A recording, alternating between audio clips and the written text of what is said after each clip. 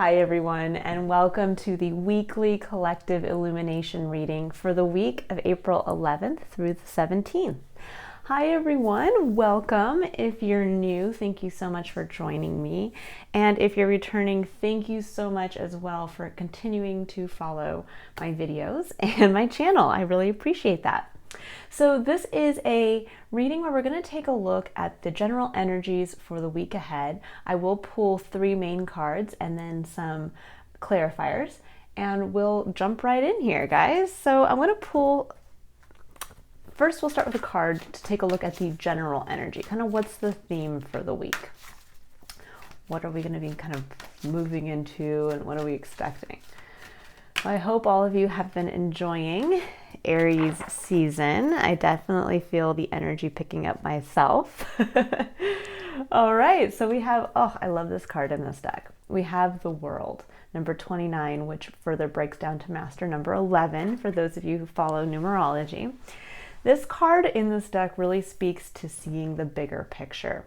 You know, the World card in the tarot is all about endings and beginnings. It's a card that really denotes that moment of being able to pause and really kind of see how far you've come in the past cycle that you've just gone through. Really be proud of yourself for what you've discovered about yourself in that cycle, and then integrate those lessons and get ready to go again because there is that element of the world turns over once again.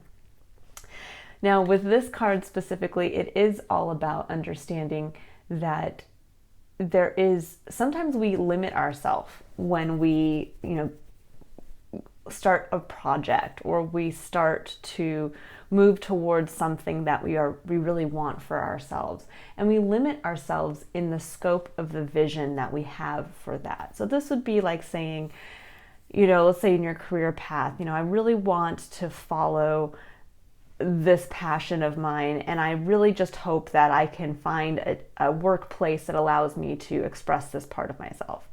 Instead of realizing that maybe this part of it, in expressing yourself, maybe could lead to you creating your own business. Maybe you don't have to work just for somebody else. You eventually could create and capitalize on this in a different way. Or you could reach a much larger and broader audience. This would be like saying, oh, I'm just gonna write in my journal every night, and then instead saying, well, maybe I should actually start a blog, and maybe my journey is something that other people might be able to learn from as well. Or this can even be where we bring in, we kind of narrow our scope of, well, I feel like I need to grow, so I'm going to just look at trying to be promoted in my current role, in my current place of business. And instead of saying like, well, maybe I can actually expand my horizons and look elsewhere. Maybe there's something else that might challenge me in this part of my life in a different way. We can do the same thing in relationships. We can say, I'm looking for a partnership that's going to just be enough to make me feel secure, that I have somebody to hold at the end of the day. And in reality, you could look at that and take it much further, that dream for yourself, and say, well, what do I really want out of a partnership, and what that can bring into my life? I maybe expand the type of person that you're living with, expand how the vision for how you two will live and what you'll be doing in that lifestyle. So there really is, as I move into this week, we're being asked, all of us, to see the bigger picture. Now, Master number 11 really speaks to kind of opening that portal between us and the divine, and really being able to elevate and see what currently is, but through the elevated eyes of spirit, to see what it can become. And that is really, I think, what we're all being asked to do in our own individual lives, is to see how we can elevate our experience, how we can take what we already have and what we are already working towards, but kick it up a notch. Instead of saying, I'm going to just write in my journal, take it up a notch and say, I think I might have something that the world needs to know, and I'm going to write a novel about, a biography about myself and my life experiences. It's really being able to take the small things that we're doing on a day-to-day basis and take it up to a level that could actually connect with more people, because that is something that I actually personally believe is our main kind of driving force as a human being, that ultimately we have this will to want to connect ourselves with everything, with others, and to feel that importance that we all want to feel. So this is going to be a big week. The energy personally for me that I've been feeling has been very powerful. It's been intense. There's a little bit of this feeling of chaos, that everything wants to go, but we're trying to kind of pull the parts that need to come together. And I think if we kind of just go with the chaos, go with this kind of chaotic element, it's almost like the pieces are coming together on their own. We just have to hold the vision. That's what's coming through for me anyways. I know it can be kind of a hard energy for those of you who are feeling the same, but not feeling like you have that clarity. So I'm going to pull a card now for timing. So we're going to kind of see like what should we be focusing on this week? What is it time for? Well, let's see. What should we be focusing on for the week of April 11th through the 17th?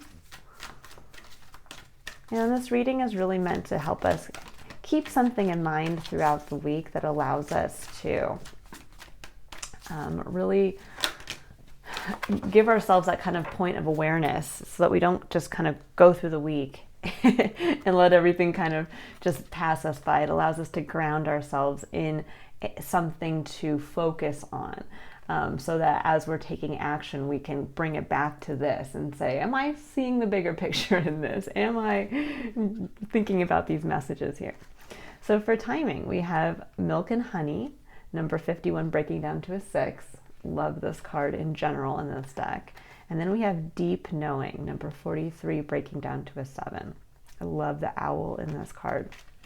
So this is a time I'm getting through, or what's coming through right now is, this is a time to enjoy what you have in the moment and to trust in your intuition around what you know needs to grow and expand. So there is, and this is going to be different for all of us. As we're being asked in this time period to kind of go through this chaotic, energetic push outwards as we move through the energy of Aries, that we are all being really forced to face that deep I am question. Now, that I am question, when we think about it, can apply to actually many things in our life. Some people prefer to be defined by what they do and the career path that they take. Some people choose to be defined by basically what they are. I am a mother. I am you name it. I'm a tailor. I'm a vlogger. I'm a fill in the blank. And some people choose to really just sit with the fact of, I am what I have created for myself in my reality. So it really just depends on how how you identify your I am question as pertaining to in your life. But with that aspect being understood, there's this element here of really leaning into deep appreciation for the good things that you have currently, and then really tapping into that place of the deep knowing around where you need to grow. And this really will be focused around where you identify when you think about answering that I am question. Who am I? In Aries season, you're being pushed to grow in that area. So if you identify with being a mother, you're going to be challenged in that realm to grow, that there is a much further reaching I would say importance around you relating to your motherhood. And there may be challenges that are coming up around that are pushing you right now to maybe expand yourself. Or maybe you really, focus more on your career and what you do for a living in that capacity. And you may be experiencing challenges in that area. You're being forced now to see that there is something greater that you can do around what you're currently doing. And there's going to be a deep intuitive knowing around that. There's going to be something that as you're hearing this being said right now, that you're like, that's the place. That's the place in my life that really needs to, that I have confidence that I can expand. Because 43 breaking down to a 7 is that the number 7 is us working in tandem, co-creating with spirit. The number 29 breaking down to a master number 11 is us being able to open that portal between here and spirit. So there's a lot of working with spirit, and a lot of us being kind of directed towards something that we need to kind of really dig deep and have that courage to say, okay, I see where I can grow. I can see what's beyond. And I need to have the courage to go there. I need to have the courage to start this next journey, this next cycle. Okay, now I'm going to pull a final card here before I pull some clarifiers for the energy of love. So this can be around self-love, romantic love, or just the general energy of love, which is a supportive energy between us, the divine, and I really feel it connects everything in our experience. So let's get an idea as to where should we be focused on around the theme and energy of love.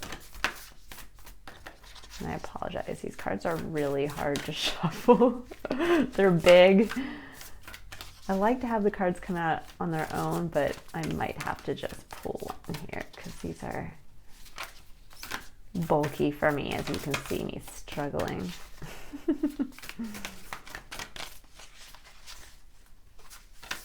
All right, 2 more shuffles and then I'll pull. And of course it comes out. That's all. Never fails. And you know what, right before I move on here, oh, I love it, new love. Okay, before I move on to this, I'm going to actually read, because I'm just feeling called to read one of the excerpts for this number 43, because I really feel like that's kind of the crux of this whole reading here.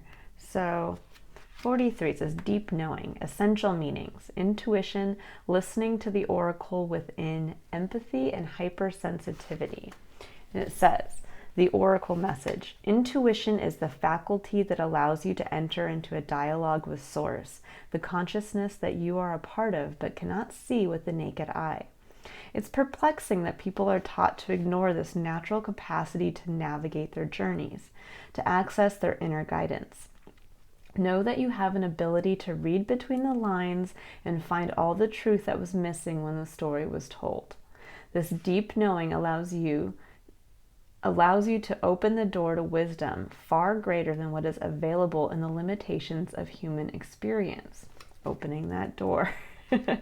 You're given information that may make no sense whatsoever to the logical mind or 5 senses, but which is 100% correct and true. The trick is to listen and then to act accordingly. You're now invited into the sacred dialogue of deep knowing, so tune in and trust your vibes. They will be right. Ask and you will receive answers from unusual sources.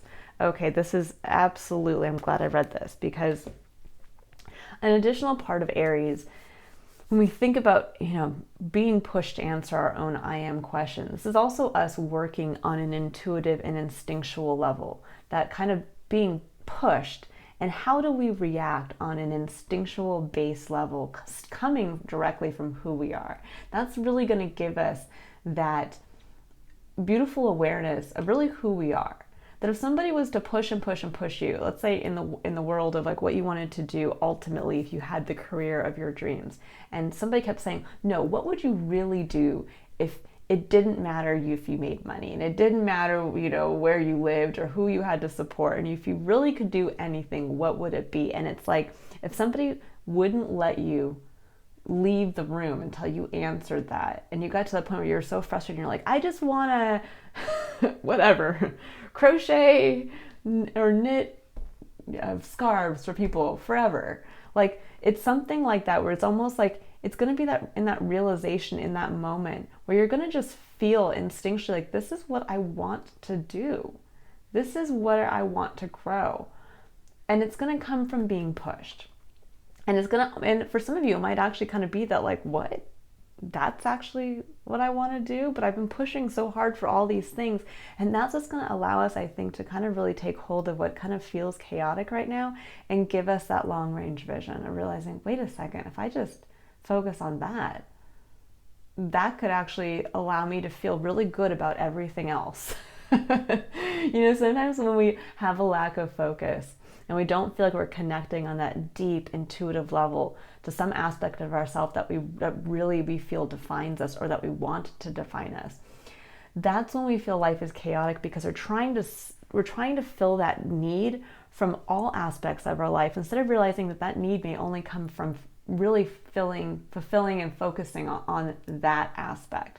And then the rest of our life kind of just falls into place, because we're like, well, we don't need this part of my life to change. I just need that one specific point to change. And suddenly it's like, oh, okay, I can let the rest go and just do that. So really beautiful message here. Trust the downloads that are coming in. Trust that point when you get really frustrated and you're like, I just wish I could blah. That's the key. That's opening the door. That's what Spirit wants you to become aware of. And around the energy of love, we have new love. Beautiful. It says, embrace an opportunity for love in your work prospects or for spiritual growth. I love this. It just really ties right in here that I really feel that a lot of this is going to be around work or spiritual growth. Now, spiritual growth is us working on the growth of the awareness of I am, how you want to identify yourself, how you see yourself, how you are able to trust in who you are, even if you can't trust your external environment. So this is really that kind of beauty of really, through the energy of love, really realizing some aspect of your experience that you want to fall back in love with, or that you're suddenly going to fall in love with. That, oh my gosh, when I'm really frustrated at work and I just admitted to myself that this is what I really want to do, suddenly it's going to be like, oh my gosh, I just really want to do that. And I'm going to do it. I'm going to focus on it. I'm going to make it happen. And same for spiritual growth. Again, if we might realize that there's a part of ourselves that we've been denying, that we've been kind of, that is the deep-seated desire within us to affiliate some aspect of ourself, our spiritual self, with an aspect of our experience, and we've been denying ourselves focus in that area. That maybe we've been so focused in work and we've denied ourselves the fact that actually what we really want and what we feel might define us deeply on this spiritual soul-based level is, I really want to have a family, and I really want to have a partner to share my experience with. And I don't really care what I do for a living. That's never been something I've really cared about, but I've always envisioned a perfect partnership and a loving family. And suddenly all those hours you've been working of overtime seem to kind of just be useless. And now it's like, okay, it's time to redirect. I'm going to sign up on that dating app, and I'm going to start saying yes to going out and grabbing a drink with friends in the hope that I might cross paths with somebody I love. It's one of those things when we realize what we really want to focus on, the rest of, again, the experience kind of falls away. All of a sudden the stresses of your job are just like, well, this is just my job. Like, I don't really care. I really can't wait to go back on this dating app and to see if this person messaged me back. And that's the change in perspective. That's what allows us to grow in an area that really is going to be integral to elevating our experience. Okay, so now I'm going to go ahead and I'm going to pull some clarifiers just to get some additional messages. This might not pertain to you specifically, so please take only the messages that resonate, but this is basically just to get a little extra detail for those of us like me that like to dive a little deeper. So I'll go ahead and let's just see some additional clarifiers for the world. Oh, beautiful. So we have the Six of Swords, which is a card of moving on. It's a card of transcendence, actually, which really does speak to, again, a new cycle beginning in us being able to kind of release the past and move on to calmer waters. There is, actually depicted in here, the choppy water on one side and everything is kind of smooth sailing ahead. And that's what this card really represents, is that smooth sailing. So I think that that's, we're all collectively getting to that point of being able to move on and being given the knowledge that it is going to be smooth sailing. We have all gone through a really kind of difficult period, and this can be just collectively or individually. Oh, I love that too. Okay.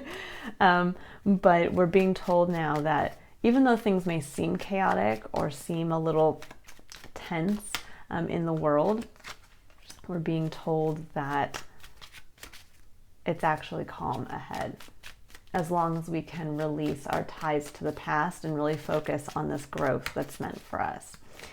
Okay, so for Milk and Honey, we have the Three of Cups, which I love. That is celebrating with like-minded individuals. That's being able to really bring yourself openly and emotionally into every situation and have others, like we can call it your tribe or your soul group, but it's really just being able to celebrate that abundance, whatever you feel grateful in your life. And there is something, no matter whatever circumstances you're in, there's always something that we can find to be grateful for.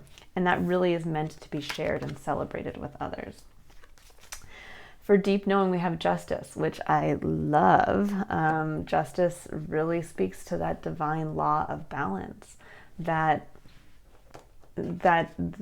there is a divine orchestration to everything, that there is this divine design, and that the underlying law, when you think of justice, the underlying universal law is that of balance. Again, for everything that is big, there's something small. For everything that is heavy, there is something light. For everything that is,